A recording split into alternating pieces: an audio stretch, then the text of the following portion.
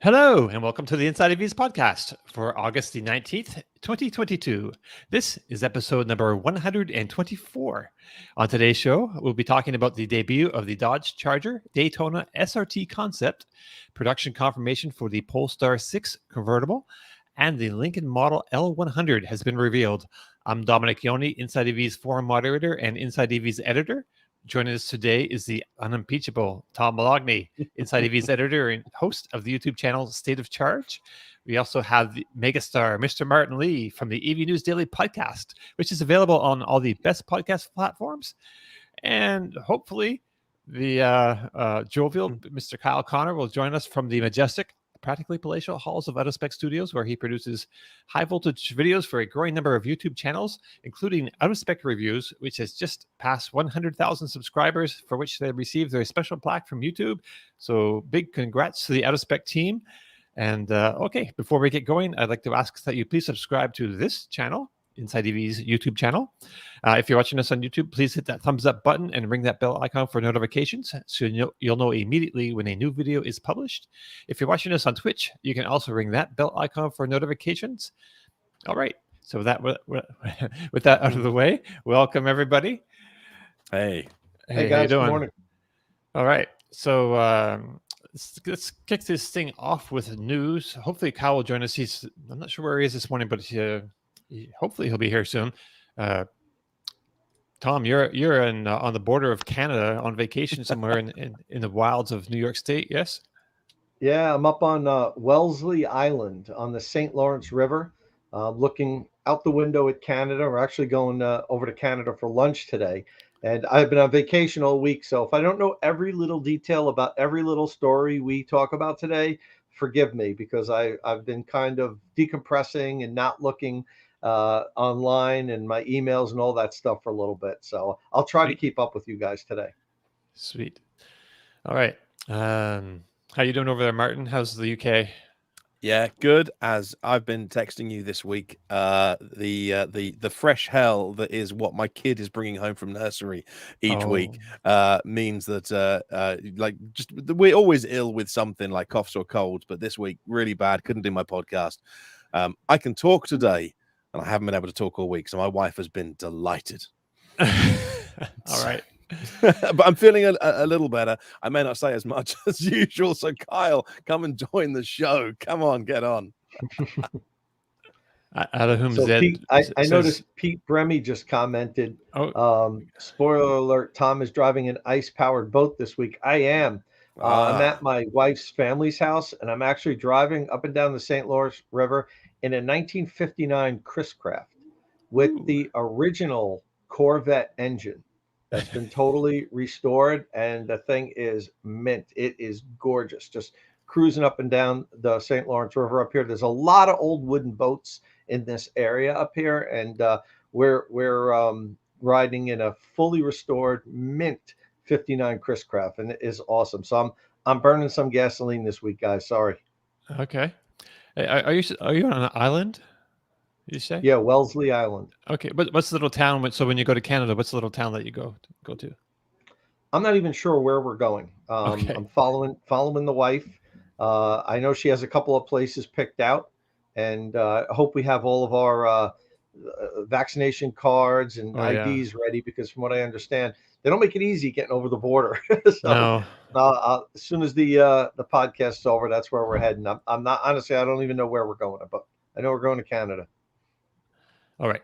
So let's get this thing going here. Let's start with some news. All right. So the big news of the week has to be the debut of the Dodge Charger Daytona SRT concept.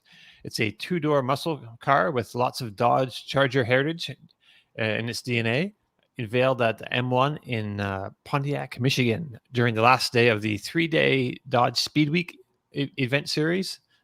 They have 3-day weeks at Dodge, I guess. This electric charger boasts an 800-volt all-wheel drive Banshee powertrain. They say makes it faster than the SRT Hellcat. So Banshees are faster than Hellcats, apparently.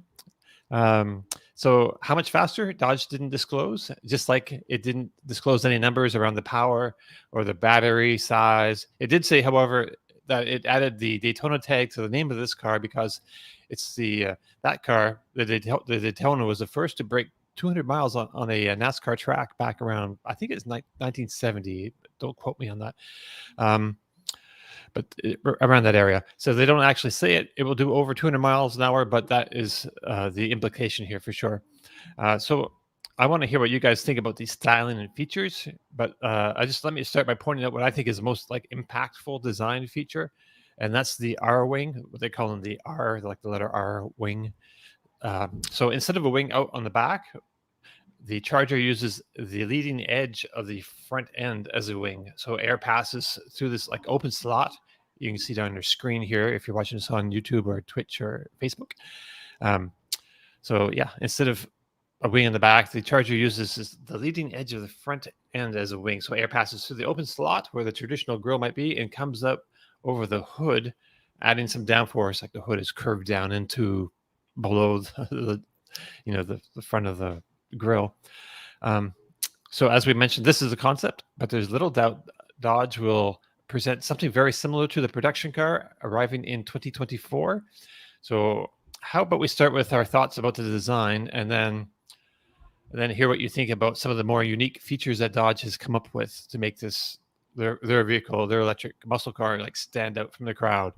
So Tom, I'd like to hear your thoughts about the design, but also, do you think the production version will be a coupe like this concept, and like the current Dodge Challenger, or will it have like 4 doors like the current Charger that sells about 40 or 50% better? Yeah, I mean, I would imagine they're going to keep it a coupe. I mean, Right. why would they show off something that looks this sexy and then, change it that drastically? I think that they'll be setting themselves up for a lot of disappointment, Right. I mean, I hope they keep it a coupe. The thing Some looks people think awesome. Some people think coupes look better, and they like might lack some of the utility of a 4-door. But if you look at the rear window, it still looks like it could be like a 4-door. They could keep that same roof line and like put a door in there. I just worry. It'd be nice. I like coupes, so I like to see it stay a coupe. But I just have this feeling that it might not. But Well, sorry I to mean, interrupt. as it is now, it's drop dead gorgeous in my opinion. Yeah. I mean, they nailed the styling to me. That looks awesome. I always loved the Challengers, and this looks, along that line more so than the Charger, the latest iteration of the Charger that they brought out. And I mean, I think this thing looks awesome. That front end is, I mean, they nailed it. They couldn't have done better in my opinion. I think it looks awesome. Right on. Look at that. That is awesome.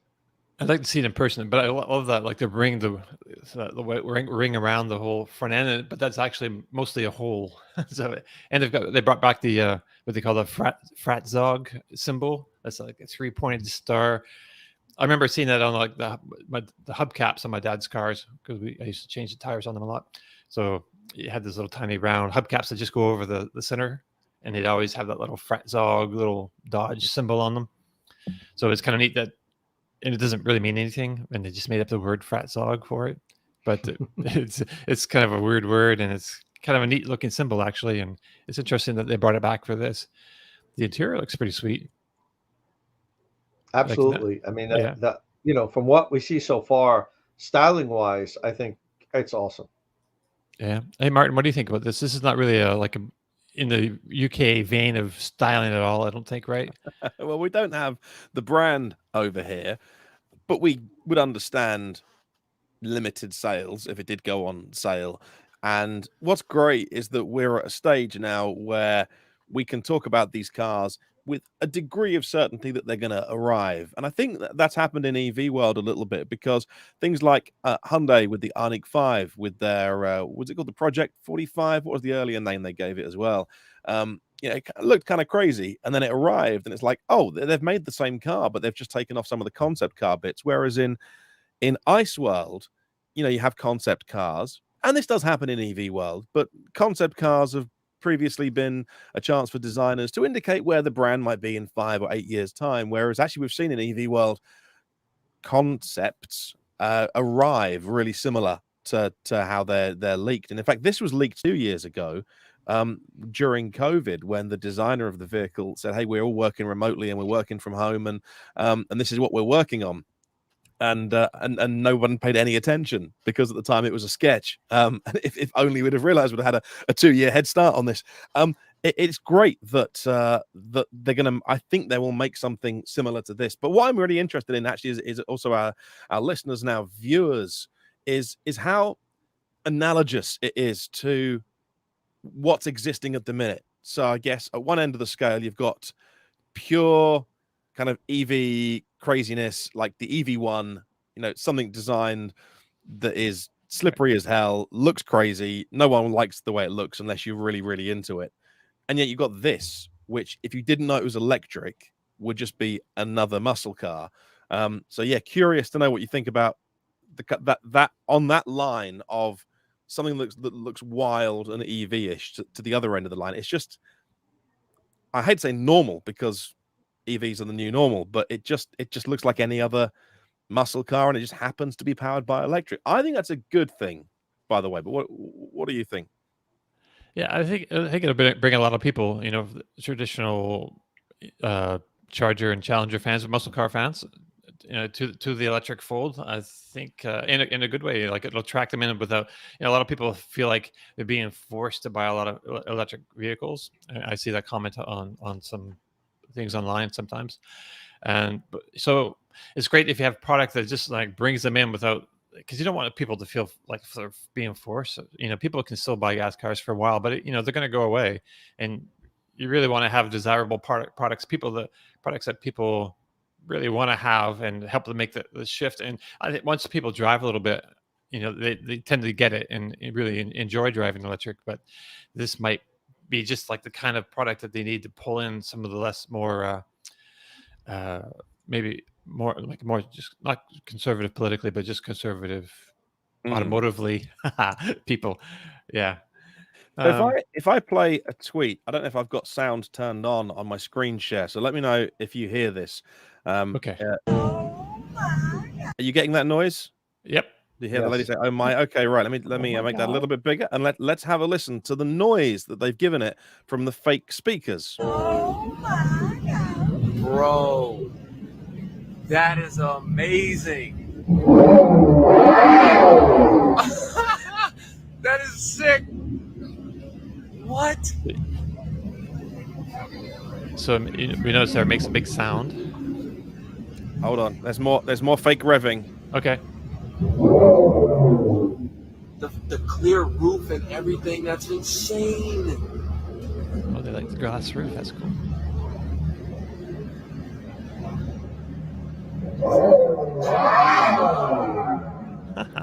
So what I'm not sure about is, I mean, obviously you'll be able to turn the sound. Well, hopefully you can turn that sound off. Hopefully.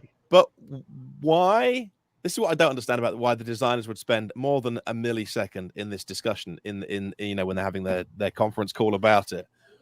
Why give it a rumble of a V8? And why have there's obviously like a knob or something, because obviously you can't blip the throttle because you'll be crashing into people. So there's obviously like a thing or a knob or something that you can turn to blip the throttle, and that I don't get that bit. I don't get why you would buy an EV and then recreate combustion. And I'll tell you why, because I think there's people like us who drive electric cars already and who watch this show, some own them, who are interested in researching, and it's gone from early adopters to the early mainstream. And there'll be people in 15 years time who never want to drive an electric car. And so it seems like they've made an EV but don't know who it's for, because they've given it this feature that appeals to people who in 15 years time will still want to blip the throttle and rev an engine. Whereas if you want to buy an electric car, sure, it has to make a noise for pedestrian safety, etc. But giving it like this thing where you go, rum, rum, because let's face it, noise in a combustion car is wasted energy. Noise only exists because your bonnet gets hot because it's energy that's not going into, kinetic movement. So we burn a fuel, it's hot and it's noisy, and also you move somewhere. Whereas in electric cars, you don't need to waste energy creating noise, and there is some heat, to get rid of. Like that's my point. It seems weird but I don't want to be on a downer because I think the car looks amazing, Right. and I'm so pleased they're doing it. Well, it's a weird thing. So this thing that's called the Fratzonic chambered exhaust, and In other words, a speaker. Well, this is how they describe it. They say it pushes its one-of-a-kind performance sound through an amplifier and tuning chamber located at the rear of the vehicle. Produces like 126 decibels, which is like a regular Hellcat, I guess, SRT kind of level of volume. And yeah, so I guess there's a speaker somewhere, and then it goes to a tuning chamber, I guess, to make it sound. I don't know. I personally, I don't like it, and I would probably use it once if I had this car. But some people, you still see a lot of people, saying, why can't they make, electric cars have sounds? And people like the idea of having sound, which I think they would get over once they drove electric for a while. But it's just one of those like small hurdles that some people, maybe a small percentage of the population, I don't know, but anyway, so this is for them. But man, I hope there's an off switch. There's got to be an off switch, and I honestly blame it on two words: focus groups. Ford and everybody, does this extensive. Ford, Dodge, and everybody else have been doing extensive focus group research for electrification. I've been involved in a number of them for a number of different automakers. And, they're asking their core customers, what do you want in an EV? If you were to buy an electric vehicle, what would you like to see in it? And overwhelmingly, the people that are involved in the performance car, segment are consistently complaining about the noise. They know they're fast. They know they're powerful. They love the instant torque. But everybody is telling the manufacturers, I won't buy one unless, I hear the power. So that's why they're doing this, and there'll be an off switch. I'm certain of that. And I think this is something that's going to be an appendage that we see in the for the next maybe 7 or 8 years on a lot of new cars. But then it's going to go away because, as Dominic said, a lot of the owners that get the cars are going to initially think that they want that, but then they're going to just stop turning it on because they're going to be like, I don't need that. It's the performance and the feel of it is really what I want the car for. So I think many people that think they would only want a muscle car if it sounded like a muscle car will change their tone after they've owned it for a little while. I love those wheels, by the way. Those are kind of unique. I don't know if I've ever seen wheels like this on like a production or a concept vehicle, with that ring around the outside and the inset in the middle. Anyway, yeah. They're also, if I can jump in again, this topic of being analogous to combustion is it's a single speed transmission, which they said they will use to recreate the feeling of a multi-shift box, so that the car revs and lurches when it changes gear. Right. But why? Right, it's a vestigial. I don't know. So, but why would you use a single speed reduction gearbox, which all EVs have, and like a Porsche Taycan has 2-speed, and you can feel it in the Taycan. But why would you amplify that into 4 or 5 different rev ranges that make the car, jump? As in, you've just changed gear, the revs have gone down, now you're going to climb up through. Gearboxes got to make it slower, right? Well, yeah, because gearboxes exist because of the revolutions of a combustion engine, right, and torque, and you can have them in an electric car. You just don't really need more than one gear, right? But why are they hell bent on recreate? That's what makes me worry. Is they've done this immense piece of styling that looks incredible. Right. And yet all the little bits like, oh, we're going to give it an exhaust pipe sound and we're going to give it a gearbox that recreates having a 5-speed shift. It's like, well, but why would you do but why? It doesn't make any sense. So Dodge calls this the erupt transmission, and it's got there's like 3 transmissions on there, and this is the erupt transmission. with EV. electromechanical shifting, and it delivers distinctive shift points. So I guess that when you floor it, and you'll get that back and forth motion, I guess. So occasionally, I don't get, this is another like vestigial feature that gas cars that people have. They're super familiar with gas cars, and they do this, and I guess. This is another thing, can I turn this off? I don't even know if I feel like this is something that's not going to make it to the production version. Or man, if they do, be like focus groups. That was a great point you made there, Tom. This is like maybe something that like a focus group might bring up or something, but man, I don't think there's no point, right? This is like yeah. Well, again, like the artificial sound, I hope that you can turn off the erupt gearbox if you don't want it. I mean, and if that's the case, then I don't mind them doing this. Give people the choices to select what they want. And if you want it to make a loud, fake noise, I mean, I would just play the radio really loud if I wanted people to hear me coming. But right. If you want that, okay, tick the box. If you want the if you don't like the smooth, linear, constant acceleration that an EV provides, which most people agree is better, but those are the people that have driven both.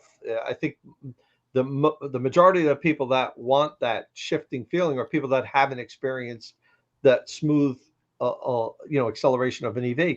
If you really want that, and Dodge wants to spend the money to make this erupt system, okay, but again, in the vehicle settings, have a little box that you can check, erupt or smooth linear acceleration, and give people the option to choose what they want. It seems like a lot of work for something that people probably don't need, but Dodge, I guess, knows their customers better than we do. And if that's what they're asking them for, okay, give it to them, but let the owners that don't want it just turn it off. And if that's the case, win-win. Right. Anthony C says auto companies already do the shift point thing already. Subaru tunes their CVTs to do the same thing. I haven't driven a CVT in forever. I can't remember how that works. That's great. I don't have either of you driven a CVT in the last little bit? I don't remember the shift point, but I think actually I think they're correct. No, not me. Okay. Anyway, so that's the Dodge Charger SRT or Daytona SRT. I'm not sure what else I want to say about it. It's hopefully the production version is going to be here with us in 2024, I believe. This one sits on a carbon fiber tub, but I don't imagine they're going to spend that kind of money on the production version. But it's kind of nice, and you can see that in the pictures, the rear seats fold down, so it's a hatch. It's a fastback, so it's got the big hatch in the back, so you have lots of space when you fold those back seats down. Gives it like a utility vehicle in a car shape. So it's pretty cool. It's Go on. Can I also thank you to your colleagues as well, because your friends Chris Smith and Christopher Bruce, who also do another podcast called Rambling About Cars, which I highly recommend. They do a long segment on this week's show on this. They work for our sister publication Motor One, and I was saying it just looks amazing. And they said, yeah, more than one person has compared it to the 1980s Charlie Sheen movie The Wrath. Or Wraith, yeah. Which was new to me, by the way. So thank you to your colleagues for putting me onto a brilliant piece of terrible 1980s, American teen movie making. I went and watched it last night, and it was not Charlie Sheen's finest work. Really? I can say that it came before Platoon, of which he significantly improved. It was one I loved it, by the way. But yeah, this looks exactly like the car in it, and it's great. It's 40 years ago, it's what the future looked like, and now the future's arrived. And how cool is that? Right. I'm trying to think. So yeah, I had somebody on Twitter mention that exact car to me, and it was like an Indy car or NASCAR pace car. It was used as a pace car, but it's like a 1980 or 81 concept car from Dodge, and right. But it was a runner though. Like it actually worked, and so it got used in this movie, and maybe they used it for pace car. I'm not really sure. IndyCar, possibly at Indy. I'm not really sure. I didn't read the whole wiki. Oh, they have a picture of it up there. That's it. Yeah, there it is. Okay. So I was like, yes, this is a terrible 80s movie, and the car, like this car is in it, which is very cool. Right on. I didn't understand the movie, by the way. I didn't have any clue what was going on. He becomes the car, or the car becomes him, or they merge, or something. But still, go and watch it, because it's brilliantly bad. Okay. Well, Dodge also launched the Hornet this week in both full combustion and plug-in hybrid flavors. That's based on the Alfa Romeo Tonale, and the gas version is supposed to supposedly go for under $30,000, which is a decent value, which means the plug-in electric hybrid plug-in hybrid version could be relatively affordable as well, especially if it can manage to be eligible in whole or in part for the new federal incentive. So basically, the plug-in hybrid is the higher performance version with a serious 5.1 second 0 to 60 if you engage the Power Shot boost mode. It's a second slower without the magic button. So it's got a 15.5 kilowatt hour battery that they say is good for 30 miles. Charging takes 2.5 hours on level 2. No mention of DC fast charging, so it probably can't be fast charged. So I don't know. So I don't want to spend a whole lot of time on this because it's a plug-in hybrid. But what do you think of this package, Tom? Plug-in hybrids haven't really been huge here, but we haven't had one in like a spicy compact crossover either. Yeah, the 15.5 kilowatt hour battery pack is kind of like the minimum that I think is acceptable today for plug-in hybrids, as is the 30-mile driving range. It would have been really nice if they could have stuffed like a 20 or 22 kilowatt hour battery pack in here and got over 40 miles, because then you're really looking at something that you could drive on electric most of the time. That difference between 28 to 30 miles to 40 to 45 miles makes a big difference, where a lot of people are not going to fire up the combustion engine on any given normal day of driving. But I think it's fine, and it's good that it does charge on level 2. They didn't put a wimpy level 1 charging system in that, so it can actually be recharged relatively quickly. I'd imagine it's probably just 6.6 kilowatt onboard charger like they use for the Pacifica plug-in hybrid. And I think it's a nice little package, and maybe it'll I'm not totally against the plug-in hybrids, because I think they're a good way of getting people into a plug-in car that wouldn't have normally be ready for a full electric. And it gets them used to plugging in every day. And then the next vehicle they get will probably be a BEV, because plugging in will be normalized. They'll like the feel of the vehicle when it's in fully electric driving mode, as long as Dodge does a decent job with that and doesn't make it so that if you just barely touch the accelerator, the ice joins in. It's always nice when they make it so that the vehicle can stay in all EV mode. It has an EV mode, but full acceleration. Yeah, it's got an EV mode. It's got like a regular hybrid, the most efficient balance, like a hybrid mode, and then it also has a like a ice only mode if you need to save your charge for like a.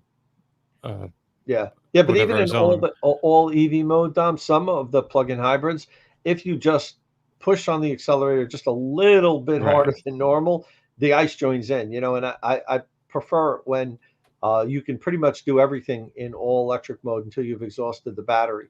But we won't know until we take this thing out for a ride. And I mean, this is the type of vehicle that I think a lot of families want: small crossover, small SUV type vehicles, and I think it'll work fine. I'd prefer if they made an all electric version of it. They didn't. Having the plug-in hybrid, I guess, the next best thing. Yeah, and Simon pointed out. I want to point out one of Simon's comments. Simon Matthews. Except it doesn't, Tom. They don't plug it in. They just take the tax break. Yeah, Simon, that does happen. Some people buy plug-in hybrids and they never plug them in. Sure. But I don't think that's the majority of people. I know a lot of people that have plug-in hybrids. As a matter of fact, a family member that's up here on vacation with us now, I recommended the Volvo plug-in hybrid to them a couple of years ago. And we were just talking about it. And they plug it in all the time.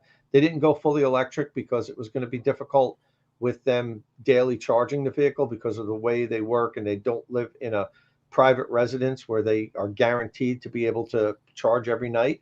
but they've worked out where they can plug it in at work in different places. So a lot of people use plug-in hybrids properly, and I think a lot of times we focus on the smaller percentage of people that don't. But yeah, they're out there. You're right. There are some people that got plug-in hybrids and never plug them in, and we can't really focus on that, I don't think.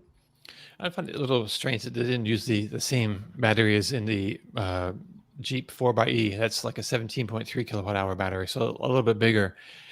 Anyway, I didn't want to spend a whole lot of time on it. I think it looks a little bit funny because it's like sits super high over the wheels. So I don't know. It looks like it's on stilts to me. It's like not a good look, but people's styling mileage will vary. It's like I don't get it, but okay. So let's move on though. So getting back to concept reveals, this is Monterey Car Week, and a number of cars are making their first public appearances there. So one of those is the Acura Precision EV concept. So we talked a bit about this one last week after they showed a teaser image, but now we can see like the whole thing. And Brett Evans from Motor One put together a nice little intro video for Inside EVs, which you can see if you're watching us on the YouTube or Twitch or Facebook. Actually, we're looking at a picture right now from the back, and it's very smooth. I don't know, Martin, did you want to make any remarks on this? Did you have a chance to look at this earlier?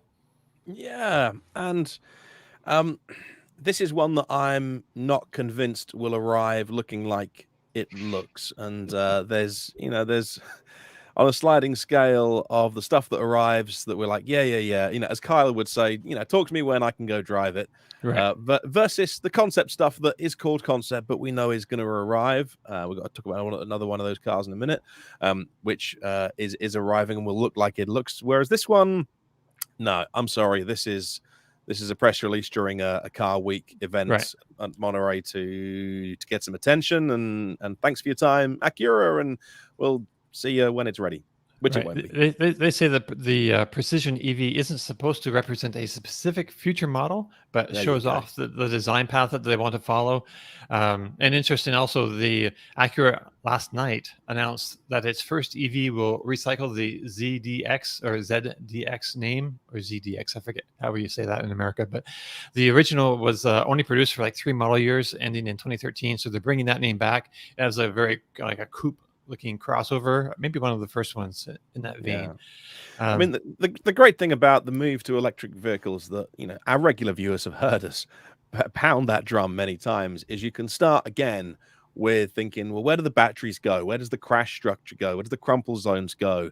Where do the passengers go? And one of the great things is you don't have to have a massive bonnet out the front of you. So when a car company says, hey, this is our future design language for electric vehicles, we're going to have a massive hood out front. Right. It just makes me think, but okay, I mean, it's all wrong. That's not, I mean, you can put stuff under there. You can put some HVAC stuff on. You can hide bits and bobs under there, but you don't need it. It means the car is going to be bigger than it needs to be. There's less room for the passengers. It's less utility. It's not where the batteries should be. They should be underneath you for center of gravity. So you push all the 4 wheels to all 4 corners, and you don't have to do like a stubby front. Like that's you can be a more regular design if you want. But I look at this and I'm like, well, if that's what you think an EV needs to look like, I disagree. Good luck. Okay, it's a lot of hood. I agree 100% what Martin was saying, and I was going to comment on that. The longer the hood, the less space it is for the passengers. You take a look at like what Canoe is doing, where literally the cabin goes from the front bumper to the rear, and that's like taking EV design to the max. And because you don't need the giant room in the front for the big combustion engine, you can move the cab forward. You can have more interior space, and it's kind of like a waste to see that, even with a big front. If this were to have that, you're still losing cargo and passenger space that you could have by moving the cab forward. So, but as Dominic pointed out, this isn't representing, any specific future Acura. It's kind of like, this is the design language we're going in, and it's hard to be very critical when they're coming out and telling you, don't worry, we're not going to make this, and that's basically what they said. And one thing I will point out, what I think it was Mate pointed out earlier is that the rear, he said, looks like a BMW iX, and that's the first thing that I saw when I looked at this picture. Like the C-pillar back to me on the side view, I was like, wow, that really looks like the iX, and so I'm glad somebody commented on it and agreed with me. Right on. Yeah. All right. So let's move on to a next. There's the back there. Yeah, it's got, or I see like Jaguar too, like F-type. Yeah. Those taillights. Anyway, we'll see what happens when they have actual product that's, that we're gonna. But I felt like it has a very similar stance to like the Cadillac Lyriq. Like the same big wheels and same similar proportions. So, very much part of that GM Ultium family. Let's see what happens when they produce a production version. Is the event this week well known for like lots of? I don't really know what Monterey is. So is it well known for lots of concepts, and because it's like that's what the car makers have been really pushing this week. Originally more high end stuff, it's like because everyone walks around in fancy jackets and hats, and on Monterey, which is on the coast of California, like south of I forget. It's down. It's on the coast, midway to California. It's nice. It's a upscale place. The Laguna Seca racetrack is just inland a few miles from Monterey. That's good. But yeah, they have like the Pebble Beach. That's Pebble Beach, and the Cour d'Elegance. I don't know. They have lots of fancy names for fancy cars, but more lower scale cars have been kind of creeping in there a little bit over the years. But there's still a lot of like high end and exotic kind of vehicles going on there. Cool. So the Lincoln L100 Concept EV also debuted last night, and it's pretty interesting. That is the Lincoln Star Concept we have on the screen. My bad. I put both links in there because we'll talk about that in a bit too. But that's an older version. So yeah, here is the L100 Concept EV. It's super simple at first glance, but I think it's still engaging. We don't get any technical details, but they would be meaningless for this type of concept anyway. So I'm kind of glad they didn't give us all this like fantasy numbers. But we are expecting the first electric Lincoln to be presented later this year and be based on the Ford Mustang Mach-E. So if we're lucky, it will have like bodywork with some of these elements, but perhaps more closely related to the Lincoln Star concept, which Martin had just showed us a moment ago, which Lincoln showed us that, there we go, the SUV back in April. If you press play on that, it's got a great little little light signature, though, like the, what do you call the pattern that, we're just watching it here now on the screen. It's just like a welcome. Yeah. It looks like a funny nose, the Lincoln in the middle like that, the Lincoln Mark badge. Yeah. Mr. Magoo. What do you think of this, Tom? Well, we're looking at the SUV version, but if we go back to the L100, what are your thoughts on that? It's pretty futuristic. I do like the welcome lighting. I saw it on the Lyriq in person, and I thought it was pretty cool. Right. But as far as the concepts, I mean, that's it looks cool. Right. Is that the direction that Lincoln is going in? Are they going to make something that looks anything even remotely close to this? Probably not. But concepts are always cool to check out, and that's why we put them up here. But I don't know exactly what's going to be pulled out of this into production vehicles. It's kind of like, taking their design language to extremes. Right. It's pretty nice. What this looks like, and I did this. If you can look at the silhouette, the profile, Martin, if you have that handy. Yeah, somewhere. It's very similar to the Cadillac Celestiq, actually. It's got a shorter hood. Like the Celestiq has like a longer hood, where this is, maximizes the space between the axles. So lots of human room. So this has got a shorter hood and a bit of a longer tail than the Celestiq, but it's surprisingly kind of similar in shape. Mm. And that's, I don't know, is that tail longer than the Celestiq? No, yeah, I don't know.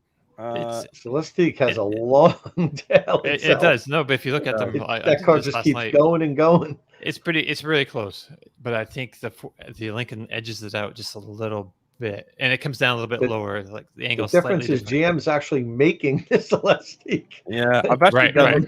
It's later in the show, but I can bring it up now because you throw it up now. It's super interesting to look at. I didn't know if we were going to get to that. So if you look at this, I think it's interesting that they've got to the stage of sticking some camouflage wrap on and going for a little poodle around somewhere. Right, that's a great sign. That means that they're coming on with it. If you scroll down to the gallery, you can find a really good side-on shot that really kind of emphasizes like the right. Right. See, I know. I mean, just make it bigger. I mean, why not? This has a longer hood than the Lincoln, but it's a very similar shape. I think the Lincoln has more of a rake on the backside of the roof. Yeah, it does. Look at that. I love it. Oh my god! I love it so much. It's got that huge overhang at the back, and it's ridiculous and bonkers. Right. And I've been saying it all wrong because I've been calling it the Lyric and then the Celestiq. I've been calling it, and everyone on my podcast said no, that's wrong. It's Celestiq, Lyric, Celestiq. Like, okay, I Frenched it up a little bit. Sorry. Oh, I think I say Celestiq too. Yeah. Celestiq. Yeah, I've been saying steak, and it says no, it's stick. Like you throw a stick, but Celestiq. Okay, well that's not so cool. But either way, I mean, okay, right? They're making it, and it's on the road, and they're moving on with it, and they got the sensors uncovered from the camo, and they're giving it some road testing, which I think is. I'm more excited about seeing them do stuff like this because it means that development path is underway, and it's a bonkers. They say $300,000. It's a bonkers vehicle, but I love that it adds to the conversation, and it's a real car, so that's cool. Right. Yeah, that's good. Yeah, I'm kind of glad we did. I didn't think we were going to get to this story, but about the Cadillac, being road tested now, but it looks good. Somebody actually mentioned that they kind of like this wrap. They said, "Do you think they'll be offering that?" I think I replied that they're going to really custom make these cars for people. So if you want that wrap on your car, I think you could probably get it. I mean, $300,000 buys whatever you want. I think so. Yeah, basically, you want that wrap, you can have that. I think you can do better than that wrap personally, but okay. So good news if like me, you're a fan of the Polestar 02 electric roadster concept. The Volvo offshoot has confirmed that it will go into production as Polestar 6. So bad news. If you want to buy one, you're going to have to be both patient and rich. It's expected to launch in 2026 only and will cost in the neighborhood of $200,000. So cheaper than a Celestiq. But still kind of like out of my I could sell my house maybe and buy one, but then I'd have to live in a 2-seat. Oh, it's a 2+2 is a 2-seater. I can't remember. I think it's a 2-seater. But how cool that this, again, a concept that is very, very close to how they first showed it off is going straight into production. I love this. That happens with electric vehicles. Right. So I don't know if they originally, because there was like it sounded to me like they weren't sure if they were going to make this like an actual production vehicle at first, because I don't know. I mean, it's going to be like a relatively, small production run. I'm sure they're going to have at least 500 because the first 500 are going to have the option to have like the same unique sky blue exterior, the light leather interior, and these O2 concept 21-inch wheels. So and basically this car gets an 800-volt architecture. They don't say this battery size yet, I don't think, but over 300 miles of range, 884 horsepower, 663 pound-feet of torque, over 300 miles of range, right? And 0 to 60, 3.2 seconds, which is plenty quick. 155 mile an hour top speed, plenty fast. I don't know. So Tom, I think they're making this. It sounds like they're making this their Halo car, which is kind of stealing thunder from the Polestar 5, which originally started as the beautiful Precept concept, which was kind of thinking it was going to be their Halo car. But this, with that price tag and that look, man, I love this thing so much. Oh, yeah, that thing looks awesome. And when you're up in the stratosphere of $200,000, whether it's a 2-seat or 4-seat, it doesn't really matter because it's going to be someone's, third or fourth car. Yeah. It's not going to be their daily driver probably. Well, maybe they'll daily drive it, but they've also have a bunch of other vehicles in the stable. Styling is awesome. I think that looks really, really nice. So, yeah, it's great. It's great that we're getting these crazy expensive sports cars. The Cadillac Celestiq. How do you say it again, Martin? I was told Celestiq. All right. Well, for 300,000, I'll call it what I want. And that's not me talking. One of our commenters said that, so I can't take credit for that. Yeah, I mean, it's great that we're getting EVs in all of these, crazy, even small, low volume use cases. And that's when we know that they're really getting mainstream now. So, I mean, that's not something that many of our followers or any of us are going to buy, but it looks fantastic. It's a shame they couldn't make a lower cost version of this, because what a sexy car that is. And I know so many friends of mine have been commenting for years, like, I can't wait till I can get a convertible electric vehicle, cool convertible electric vehicle, particularly my friends that live out in California where convertibles are really more of a thing than the rest of the country, at least in the northern states where I live. Also, they're not really a big thing because they kind of stink in the winter. But if you're in a mild climate area, convertibles are a way of life, and we haven't had any choices for convertible EVs. I think like the Smart electric drive was the only convertible EV for a long time, but now we're gonna start to get some options, and that's why we know EVs are going mainstream when we're getting all these, even low volume, small specialty niche cars in electric. Right on. Yeah. Anything you want to say about the Polestar before we move on, Martin? No. Make it. Okay. All right. So, see, the DeLorean Alpha5 also made its public debut at Pebble Beach. So, not a whole lot to talk about here. The company's, it's a new company, and it still remains to be seen whether they can actually build this. But they did build, the first prototype, and it looks, I don't know, I think it looks pretty good actually. I saw some video of it rolling across the lawn there at Pebble Beach last night. So they say this could go to 60 miles an hour in about 3 seconds, reach 155 flat out. It's an all-wheel drive, 4-seater with the crazy gull-wing doors. And it has a stated range of 300 miles using a 100 kilowatt-hour battery. And this is actually... And DeLorean actually this is news. They're being sued by Karma. So there's like the CEO of DeLorean and 3 of the other people, high-end executives, were with Karma actually originally. Then they left and created their own company. And I guess the Karma people are not happy about that. And so they're suing them. But yeah, it's not hard enough already to build a car company, but yeah.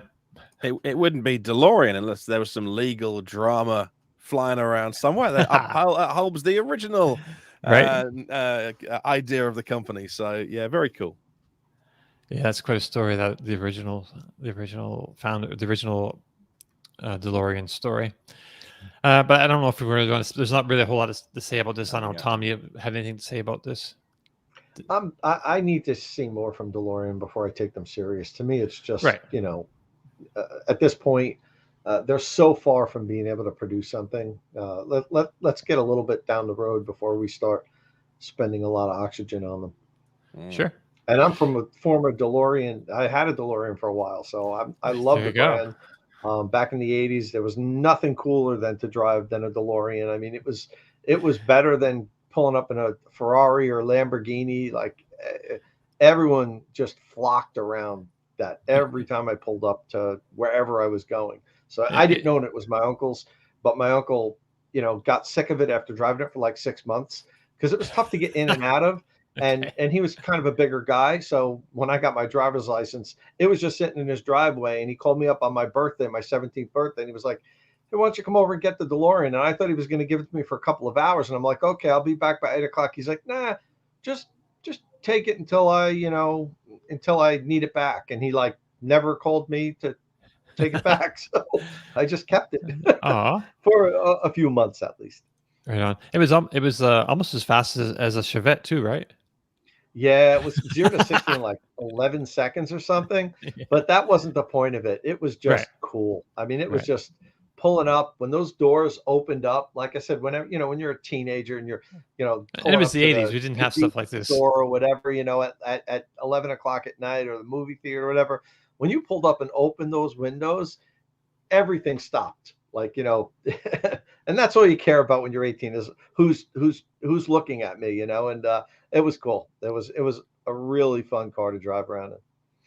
Cicero Holmes say that was my uncle Doc Brown. Right on. All right, so this is a kind of an interesting story. Mahindra's Inglo EV platform. So Mahindra is previewing 5 new electric SUVs, and they're using part of the Volkswagen MEB platform with this. So, India's been relatively slow, I think, to get into EVs. They don't have like the infrastructure, and they haven't put the the money into development like China has. But they're starting to come around. Mahindra is one of the big domestic brands, and you have to kind of basically be a domestic brand to sell successfully there. Really, I mean, I think they have a few other brands you can buy there, of course, but it's like Tesla's been, I think, trying to get in there for a while, and they really like to have parts sourced from India and built in India. So there are barriers to trade there for international companies, but Mahindra, which is a huge company, they launched 2 different brands of electric vehicles this week. They got the BE brand and the XUV brand, and so these are created specifically for Mahindra's future electric portfolio. The 2 brands will offer 5 models at first. The XUV is like the XUV.E8, XUV.E9. There's a BE.05, BE.07, and BE.09. So there's 2 brands, but it sounds like basically the same brand with a slightly different, I don't know, letters. So the first 4 of these are going to be launched between 2024 and 2026. They're going with LFP batteries, lithium iron phosphate batteries, which are more affordable. They're going to be in 60 kilowatt hours and 80 kilowatt hour configurations. DC fast charging will have a peak rate of 175 kilowatts. Excuse me, I'm tripping over myself here. So that'll give you a charging time of 80% and under 30 minutes, which is reasonable. I don't know, Tom, but we don't really spend a whole lot of time on this because it's kind of brand new, and these are physical things, right? These aren't just, no, maybe these are just computer generated images. That's what I think that they are. Yeah. And and this is one of the stories I really didn't read much this week. Sure. But these are all MEB based, right? Well, they said they're going to use components using MEB EV components. So I'm not sure if it's going to, how much of the MEB they're going to use. They're going to use the batteries and the motors and inverters and things, and then make their own. I don't know if the metal parts like the frame structure is going to be there. Yeah, I was hoping that they were just going to be using MEV platforms, and then that gave me confidence that these would be sophisticated electric vehicles, and they would be good in comparison to what else is available out there. So I don't know. We need to learn more about that. I mean, this is kind of their initial press release on this, and nothing produced, but it's a huge company. They have resources to get into the game big and quickly. And I like the idea with them partnering with Volkswagen to provide, even if it's just components, that gives me more confidence that they'll be, quality products.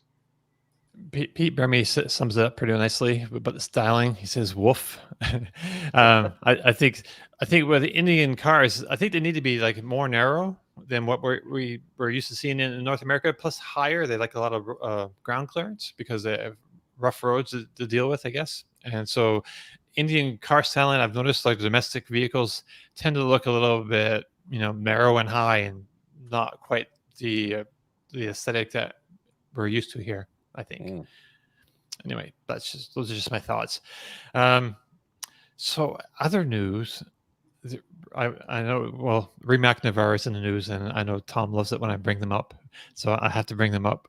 But so they've had this one car in the US, like I think it's 000. It's like their demonstration car, and so it's kind of pre-production, but it's basically the production car. But it was rear-ended. It's been in LA, and some journalists have been in it, not me, or Kyle. I was hoping he'd be with us today so we could talk about it, because I have a feeling he has a little bit more inside info on what happened here. But basically, it was looks like it was driving along the what's they call that road out there in California. It's very popular with motorcycles and sports cars, and someone rear-ended the $2 million Rimac Nevera car with their motorcycle, and they look like they're not, they got up, they walked around, so they don't look like they're hurt too bad. They could have more gear on, but yeah, that's an expensive crash. Interesting, this little screenshot, they also got like a Porsche Taycan in this shot. I don't know. Kyle's probably in the Taycan. Right. he was, yeah.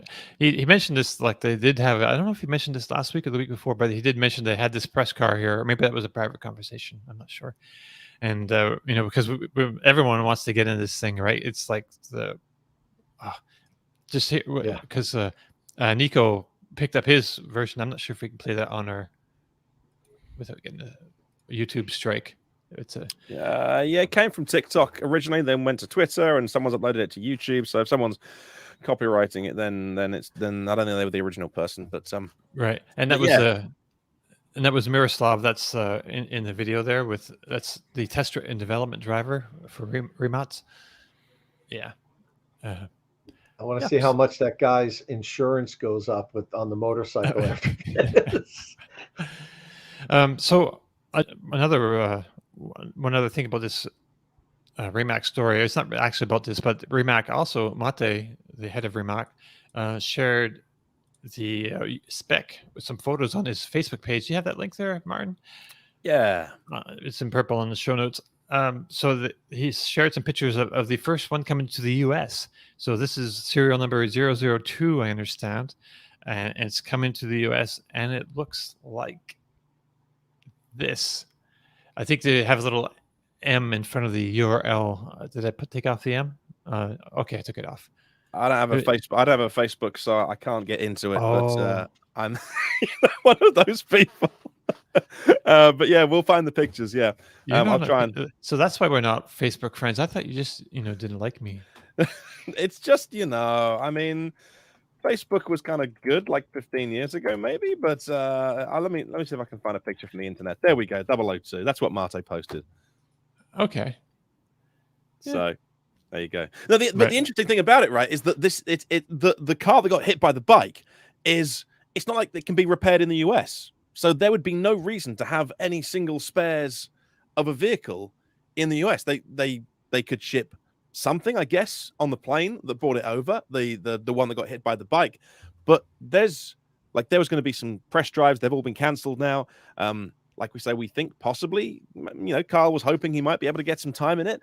But they've all been cancelled now. And that car it won't get fixed in the US. That will be on a plane as cargo back to Croatia, where they've got the specialist tools and equipment, and because that was a big old dent on the back, and they'll want to check it all out. And I mean, it might just be a scuff, but even if it's a scuff, what, you're gonna put a rear bumper on a plane over to the US and try and get it fit? No, I think the car goes back home now for a few weeks, and man, that's put a dent in their plans as well as a dent in the car. But yeah, that's not a call to the insurance company that you want to make. I mean, hitting an expensive car is bad, but that is literally the only one in the world in the US right now. Right. Well, this one's on its way. Crazy. This one's on its way. That's a car, so that's not going to be driven around. No. Like that's not going to be driven around by the test drivers or No. offered to journalists to do some either ride-alongs or a company drives, for instance. So, I mean, man, that's spoiler alert. It's Kyle's car. Just kidding. So yeah, that's a real shame. But yeah, it just goes to show like they're not working with big numbers. They haven't got a spare one. They can let the press drive another one or show, because there was going to be another car show next week as well, but I don't imagine it will be. That'll be on a plane already, I imagine, as cargo back to Croatia. So I think anyway. I wouldn't if be it's surprised. all cosmetic, it's possible they could fix it here. They could fly all the parts over, fly their engineers over, and then you find a local shop or super high-end shop that lets them, use the bays and it's possible it's a good chance it's all cosmetic too, with just a motorcycle hitting the back. But, we don't know at this point. I mean, as Martin said, the biggest problem is so many people were lined up to drive this thing, and Rimac wanted them to do that because they wanted the additional press. So they're gonna do what they can to get this thing back on the road as quickly as possible. I would believe. That'd be awesome. That'd be great. And it didn't look like it's too bad. So I guess we'll find out. But so Martin, I hear you like pickup trucks. We need pickup trucks over here, by the way. Well, you're getting one. We are getting one. It's the Maxus, which is in Australia and New Zealand. The what's it sold as, an LDV? Anyway, you carry on. I'll let you introduce it. No, I was just going to say the Maxus T90EV is the UK's first electric pickup truck that's coming. It starts at 49,950 pounds, which I don't know. To me, it sounds like a lot.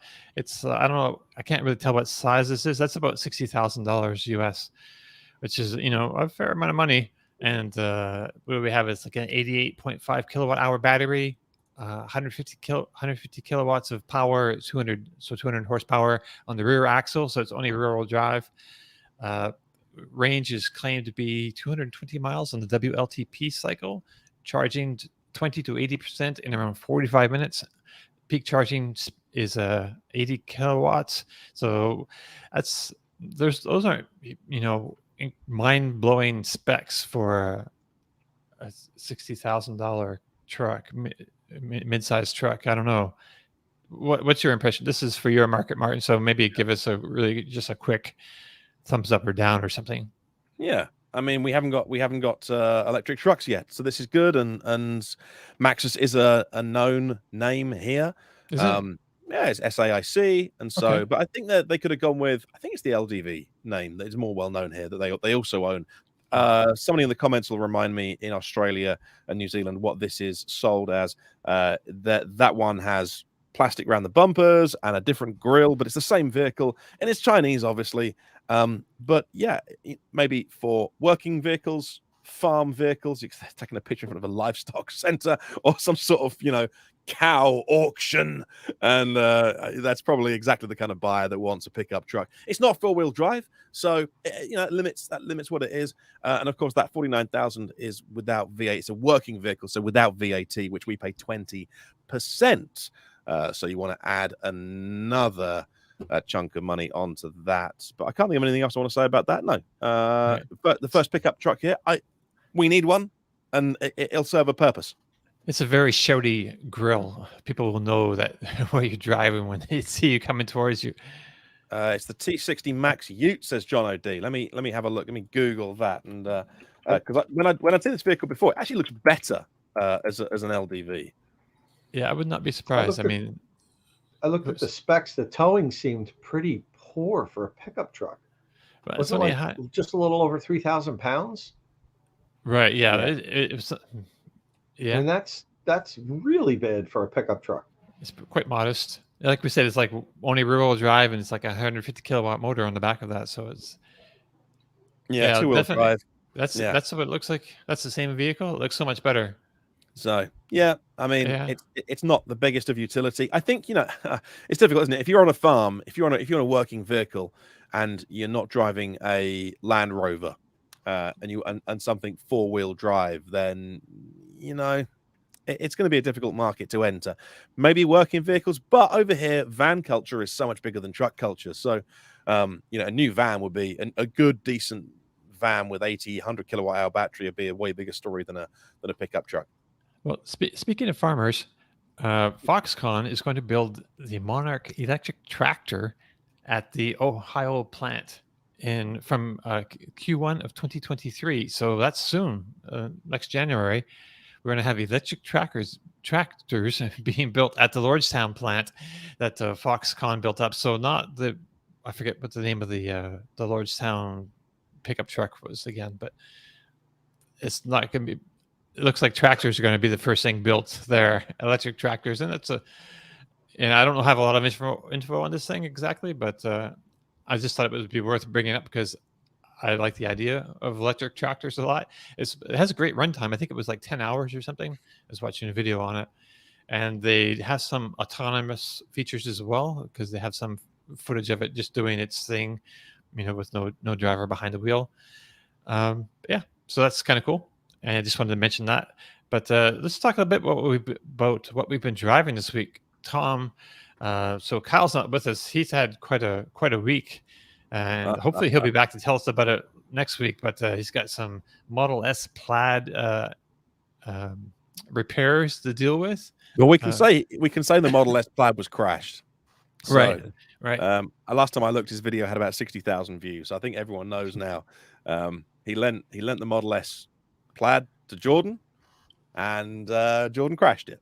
So and they have there's a great story on out of spec reviews with Jordan's mea culpa, with some footage of actually what's happened. Basically, he put it in track mode, which is a bad idea, on the street, and just gave a little blip in a turn, and it swung around, and didn't catch it, and man. Didn't it's repairable? There's no body damage, but definitely some suspension broken and wheels broken. But so we'll hear about it next week, I guess. Hopefully, Kyle can join us. Such a powerful, such a fast vehicle. Yeah, you really need to be on your game constantly when you're driving it. It looks like it's got 4-wheel steering. Yeah, and that's the rear wheel, and it's the whole thing's just pushed because he spun it round 180 degrees and hit a curb, and so he hit the curb. There's a side impact, so has the axle pushed into them. That's a horrible force to be putting on an EV. That's sideways force. So he spun it, hit the curb, and then has that pushed through and done some damage to the motor or the gearbox. Both are like that. Like both wheels are wobbly. So, right. Yeah. Well, hopefully the suspension broke, so hopefully that really absorbs the kinetic energy and kept it from hitting the motors and things farther up the line. I don't know. I hope at least. And also, Tom, you said this before when you drove the Plaid for the first time. You have got a lot of experience of driving high performance cars. So does Kyle. Because Kyle's driven on track before. But also, like Jordan is not new to driving electric cars. No. Jordan's worked with Kyle on his channel, for a long time now, and drives all sorts of EVs. And so, track mode, blip the throttle. He didn't blame the yoke, but he also says that it's still a bit of a blur in that moment, that sort of half second of the car spinning around. It all sort of has a little bit disappeared. I mean, they put in the video. I recommend all my viewers go and watch this. In the video, they show the cameras, but not the. I don't think they show the interior camera, which is in fairness to Jordan probably, and maybe even insurance reasons or whatever. But I don't know where his hands were on the yoke at what time. He says that the yoke wasn't the reason he crashed it, but he doesn't know if it had a circular wheel whether he would have naturally gone to grab it and correct. Yeah. But I don't know. Yeah, I'm looking at when I watched the footage. I was looking at it in my head. I'm thinking, okay, I'm holding the wheel, the back end starts to step out. I grew up in driving snowmobiles, and I'm used in cars in the snow. I'm used to the back end stepping out, so it's like automatic. As soon as that begins to happen, you just kind of steer towards it. So I'm not sure, if it. So you steer into it, and if you happen not to catch it, or it swings back the other way, you catch it, but it swings back hard the other way, then that's when the round steering wheel kind of comes in handy. But like the initial thing, I don't know if a round steering wheel would have made any difference at all. But only thing I have to say about it is what Martin indicated a little bit when I first drove it. My initial impression, and I said this on the show, that there's going to be a lot of these things being crashed, right? Because it is so incredibly powerful. And then you have the combination of the yoke, which you're kind of unfamiliar with, and you have milliseconds to react, when something's going wrong, and also the fact that the brakes are not up to standard for what they should be for a car that powerful. And even people that have experience driving the cars, it's just so powerful. If you're really getting on it and you're, playing around, things go bad so quickly. And, a couple of times it broke loose on me, and I was like, all right, I'm not going to crash this thing. And I just did my normal range test and so forth. But it's the most powerful vehicle I've ever driven, and for pretty much everyone that gets behind the wheel, except for professional drivers, it's the most powerful vehicle they've ever driven, and things go bad quickly. Yeah. Well, just to sum it up, Kyle's got a great video detailing his misadventures, vehicular misadventures this week. Everything's gone wrong, man. Someone stole his Suburban and brought it back because it sucks so bad. I love that he got inside his truck and realized there was cigarette ash everywhere and thought, right, this isn't right. Someone stole his truck, and it was so bad. They brought it back, and they're like, "No, we're just gonna take it for a joyride." I mean, they nicked the Martian wheels, these Tesla wheels, right. They took tires, the wheels out of the back. I mean, they took because he had them in the back. I think covered as well. Like he wasn't inviting. It's just been like it's just been a week for him. Like his Land Rover, the coolant thing exploded, like came out hot coolant out the vents, like in the interior. Like he just brought it back from getting, spending like thousands of dollars getting it fixed and road ready. Unusual. That thing breaks every time he drives it. So there's nothing unusual there. He knows he's owning it. An old Range Rover's going to do that. But I'm trying to think what we've talked about on the show for our viewers and listeners and what we haven't, because we talk off air as well. Right. He'd mentioned that Alyssa had reversed the Rivian R1T into a fence. Yes. But it's paint damage. So that's one that I think, although the Rivian has got to go back to them to have some things worked on, she didn't crash his Rivian. It was just a kind of it was a scrape. It was cosmetic. There's no problems with his Rivian. And his Sprinter wouldn't start. Yeah. Because he hadn't driven his Sprinter in so long that he reckons the diesel had drained out of the fuel lines. Right. So I'm not surprised he's not. We can't find him this morning. This afternoon, my time, and I'm not surprised that he's had a bad week. He's had a bad week. But hopefully it'll get better. But so Tom, let's hear about your vehicle though. You've got this. I want to hear about your F-150 Lightning, if any updates. But I understand it's popular where you are. But the Porsche Taycan range test. So you did a Porsche Taycan range test last week. I don't know. Yeah. So the video went up last week. I actually did this a couple of weeks ago. If you remember, Porsche announced that they were doing updates. Software updates for all of the existing Taycans, all 75,000 that are out there worldwide, and they're going to there's some pretty dramatic improvements that they're making, and we have a full article up on Inside EVs. We're not going to go over all that, but one of the things that this software update was supposed to do was make the cars more efficient and increase their driving range, and it's going to be standard on all 2023 Taycans. As soon as this broke, I reached out to Porsche and said, look, if the range is going to be better, we need to do a range test. And they agreed to let me do it. The only thing is I had to go down to Georgia and do it at Porsche headquarters. That picture there is me charging on the Porsche's DC fast chargers at Porsche North America headquarters in Georgia. So I went down, and it was literally either the first car or the second car that got the software update in the US, and I was the first person outside of Porsche to drive it. So I did the range test, and we did a rear-wheel drive base Taycan. Well, that's what they provided for me, and that's me talking to Calvin Kim, Porsche Taycan product communication manager for Porsche North America, and to talk about what happened with the software update. The only problem is, while the rear-wheel drive version does have efficiency improvements and will have a longer driving range. There's a bigger improvement for the all-wheel drive Taycans, because part of this software update, when the vehicle's in range or normal driving mode and you're on the highway, the front engine, the front motor, is going to be de-energized and decoupled.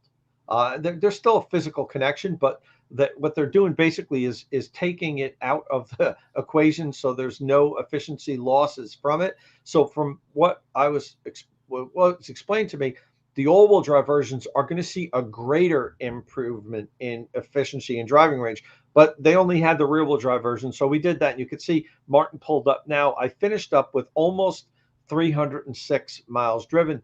Now, Kyle and I both have done range tests on this same vehicle, the rear-wheel drive base Taycan.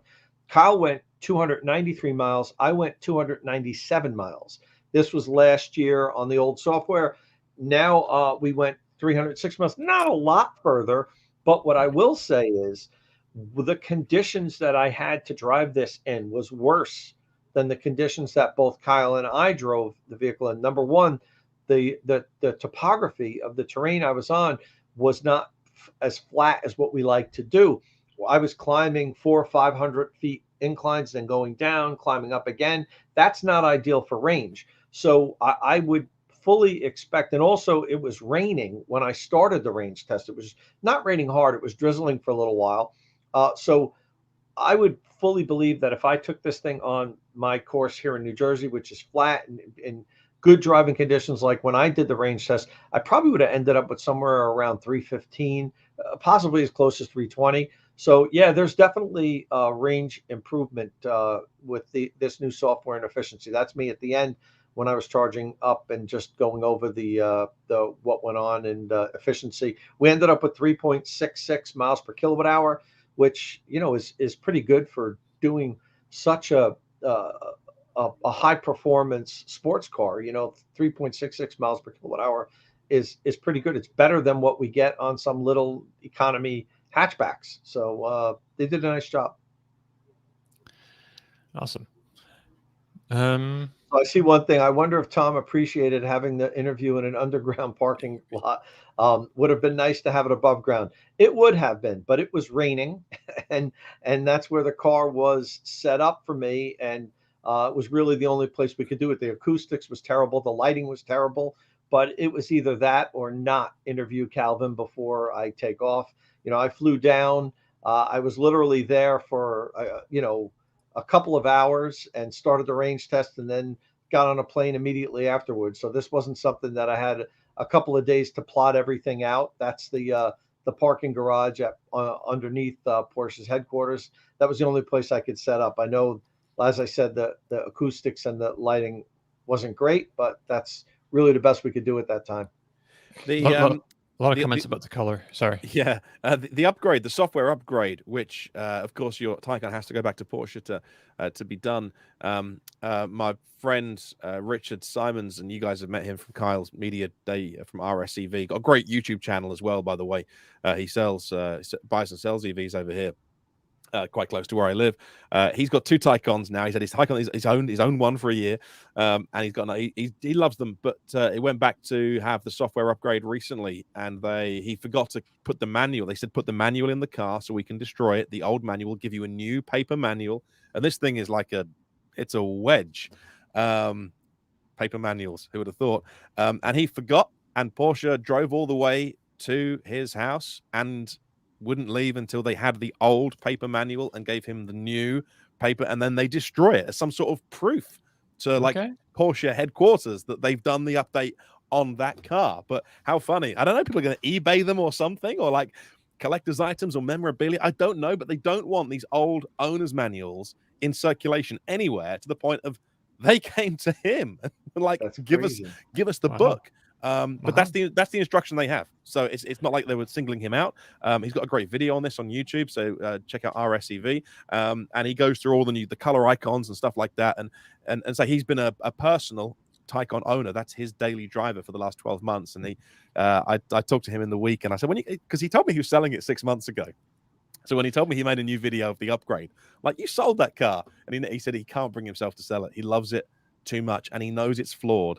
And because he also owns Teslas of all shapes and sizes, and he's sold hundreds of them over the years, and he's like, yeah, I know the software is more clunky, I know it's more laggy, like it's not, and the fact that you have to go back to the dealer to have a software update to then enable over it doesn't compare. It's such a great piece of engineering. He can't bring him. He says nothing eats up the miles better for him, and he loves Teslas than a Taycan. So I don't know when he says he's going to sell it, but I don't know if he will. I kind of feel the same way. I've driven every electric vehicle that's out there, and honestly, if you said that you can only have one car and price doesn't matter, I might take a Taycan as my daily driver, as my everyday vehicle over every other EV that's available.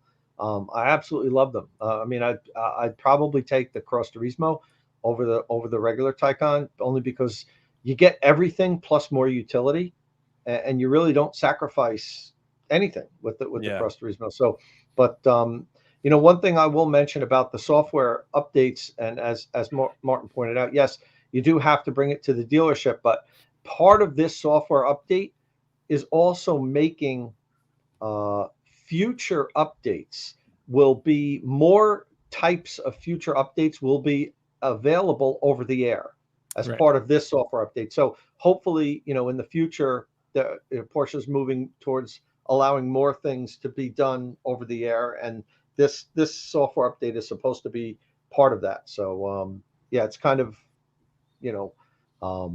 not very convenient having to bring the vehicle in for a software update, especially these days where you can do so much over the air, and Tesla does everything over the air. But evidently Porsche understands that, and this update is going to allow more things to be updated in the future over the air. Right on. So, Tom, tell us a bit, how's it going with your Ford F-150 Lightning truck now? So you're on vacation with it, and I guess it's turning some heads there. And any issues at all? So no issues. I actually did about a 600-mile trip to get here. It's not that far from my house, but earlier in the week I had to go way out in Connecticut because I had to do dealer training. I had 2 Kia dealerships that were under contract to train on basically EVs 101, how to sell EVs. So that was almost 200 miles in one direction. Then I had to cross back up through Massachusetts and New York State to where I am now. So, my first long road trip, and went off without a hitch. We had to stop once for about 45 minutes. There was actually a Denny's on right on the highway that had an Electrify America DC fast charge station. So I plugged in at like 10%, I think, state of charge, and we got something to eat. Came out about maybe 55 minutes. It was a little more than 45 minutes, and I was already up over 90%.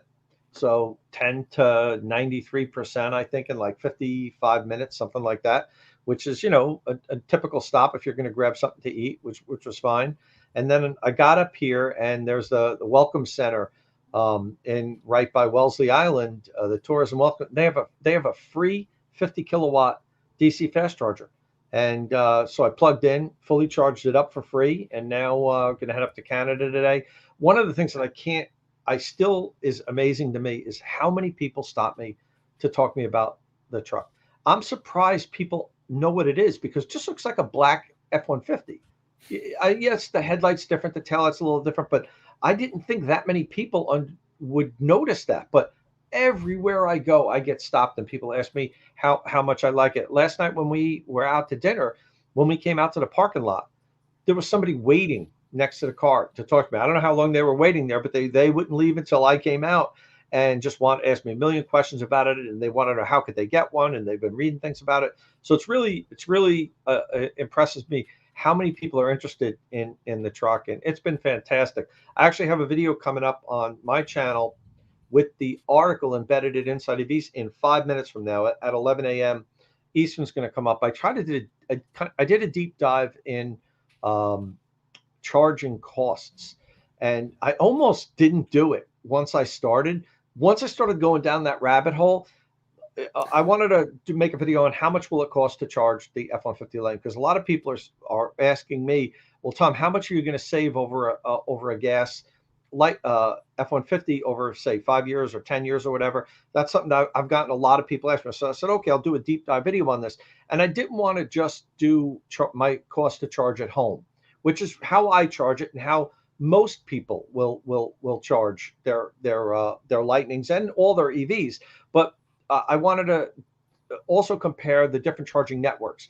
ChargePoint, Electrify America, EVgo, Blink, some of the big networks around here. But then I realized once I started doing it, the rabbit hole just got deeper and deeper because they have different pricing for level 2. They have different pricing for DC fast. Then there's 3 different pricing plans, the pay as you go, plus, member. And then there's different pricing depending on the state you live in. Some states are pay by minute. Some states are paid by kilowatt hour. And it's crazy. So I started putting all these prices together on a spreadsheet, and the spreadsheet was getting longer and longer. And I'm like, this video is going to be 3 hours. So I kind of crunched it down to the main Blink, EVgo, Electrify America, and did the main pricing that you would have and showed people how to look up the pricing where they live on their state if it's not included. And then at the end of the video, I compare the cost for 100,000 miles to drive if you charged exclusively at home in my state, New Jersey, which is the national average for electricity. I pay 15 cents a kilowatt hour. Then I compared Alaska, Hawaii, which is the highest cost of electricity in the country. And then I also used North Dakota, which surprisingly, I didn't realize this, they have the least expensive electricity in the country. 10 cents per kilowatt hour is their average cost. And then I compared it to charging exclusively on Electrify America, EVgo, Blink. And then I compared it to the F-150 hybrid that has the best gas mileage, the all-wheel drive version, which is 24 miles per gallon, and also a Ford F-150 Raptor, which in my opinion is the best direct comparison to the Lightning, because performance-wise, that's what the Lightning is. It's, you can't compare the performance of it to a hybrid F-150 V6. Right. You shouldn't be, at least. And if it would cost, really just quick, me charging at home, and also I have solar electric. I explained that a little, but I acted as though I didn't have it because I paid pretty much nothing for my electricity. But if I didn't have the solar array, it would cost me $6,200 to power the Lightning for 100,000 miles, $6,200. The Raptor would cost $26,666 with gasoline at its current price of $4 per gallon. Right. But then I said, well, it probably won't stay this high that long. So right. I also added if it was $3 a gallon average price. I mean, there were so many different ways I could have taken this. I had to try to limit the amount because it would have just taken forever. And then it was, I think, $20,000. So, it could be as much as a $20,000 savings compared to fueling a Lightning, compared to a Raptor over 100,000 miles. I thought that was interesting. So that video actually is going to go live in 1 minute. Oh, sweet. So after this podcast, if you guys are interested, check out that video. I haven't got enough of Tom yet, so I'm gonna tune in. I also thought, Tom, you put a survey up a poll up a couple of days ago on Twitter, and you've got a pretty half decent following. So it had over 1,000 people respond to it. I thought it was really interesting. Yeah, about the biggest impediment. Yeah, like what's the biggest thing holding back EV adoption? 1,061 votes, which is like a really nice sample size.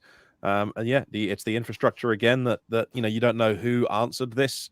Probably people that are following Tom are of a certain interest group, but it can get retweeted, and it did get retweeted far and wide. So you don't know who's answering it. So always caution with these things. But yep, really interesting. If it's the cost, the charging, the availability, or the range, it's just out front charging again. So it's an issue that kind of dominates the conversation, and it's still on people's minds, clearly. Yeah, right. And range came in last. I think if I would have done this survey 6-7 years ago, range would have probably been number one. It might have been initial EV cost, but range is slowly fading away, being the problem.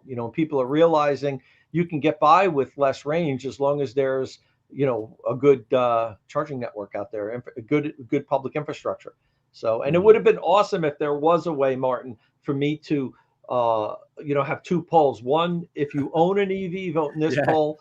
Two, if you don't own an EV, vote in this poll with the same question. But and I actually thought about doing that and running two polls, but then I said, people won't adhere to the rules. They'll just vote whichever one they see first. So I don't think it was worth doing that. But it's interesting. Take it for what it is, but I think it's interesting, and it's something that I even consider. And I think that the mainstream media, which is always used as almost a little bit derogatory term these days, I don't mean that. I just mean kind of non EV, or just the next stage of the adoption curve. People talk about range anxiety because they either think that they should, or they've heard it and think that it's like they'll use it and sound clever, or I don't know. But I never ever use that phrase on my podcast with people I know, because if you're driving through an area with no petrol stations and you've got 1 liter of petrol left, then you're going to have range anxiety. So I get it's been different with electric cars because there are fewer chargers than petrol stations, if you go back 10 years. So I'm not saying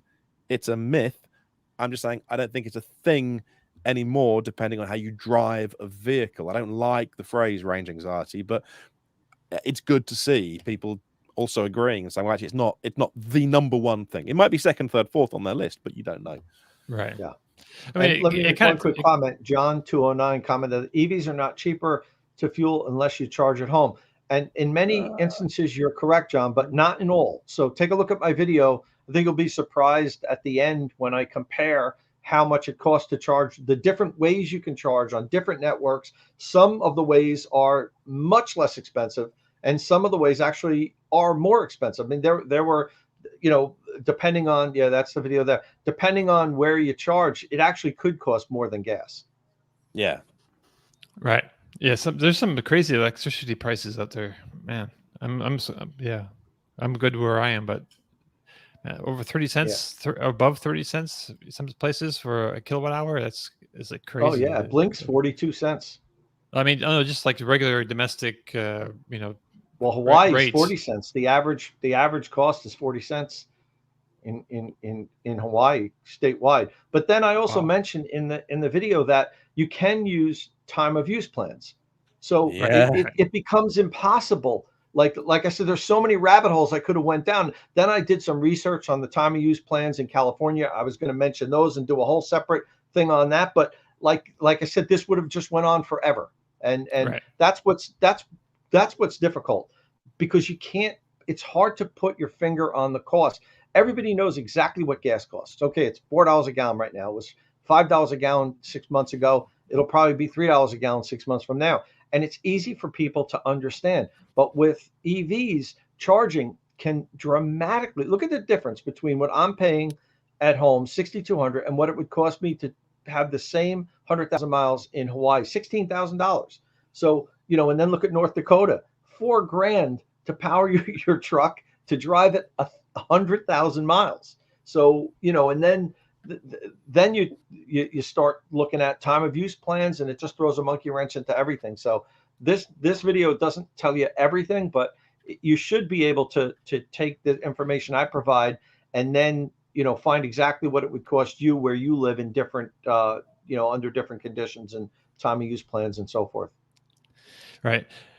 Well, thanks for that. I think we should probably wrap it up. We're up against the 1.5 hours or so. I was going to try to make it a little tighter this week, but whoops. only 3 of us this week, and we still went an hour and a half. Sorry. Right? Sorry, dear listener. Yeah. Slash viewer. Sorry. Yeah, and there's so many news stories. There's so many things we didn't even talk about yet. Like Tesla's supercharger network had a little on their app. I think they had a little thing about non-Teslas. I just got a text from Kyle that says, sorry, I did not realize it was Friday. Which is understandable. He's going full tilt. It's like, yeah, he works hard and constantly, pumping out videos. So you lose track of the days. So yeah, let's wrap this up. That brings us to the end of our show. If you have any questions or comments, you can leave them on the Inside EVs forum podcast thread or on our YouTube or Twitch comment sections. If you like the show, please give us a thumbs up if you're watching us on YouTube. you can run over to Inside EVs and check out Tom's latest video. It's just dropped. And don't forget, you can find and follow our panelists on Twitter. Follow Tom Malogny at Tomolog. That's with 2 M's. Martin Lee is at EV News Daily. Kyle Connor, even when he's not here, is at It's Kyle Connor. And I'm at Dominic_Y. Have a great week, and we'll see you all again next time. Ciao.